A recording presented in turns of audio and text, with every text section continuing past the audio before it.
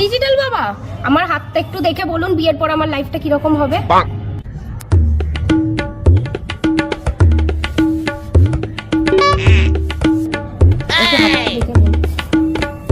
আরে দেখবেন পরে, আগে দেখে বলুন যে বিয়ের পর আমার জীবনটা কিরকম হবে। আরে বলছি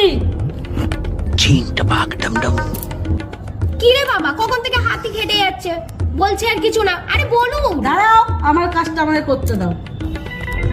আপনার বিয়ের 3 বছর খুব কষ্টতে যাবে, যেমন কি বাসন মাজতে হবে, ঠিক আছে, জামা কাপড় কাচতে হবে, ঘরের সমস্ত কাজ করতে হবে। আর 3 বছর পর তাহলে সব ঠিক হয়ে যাবে তো বাবা?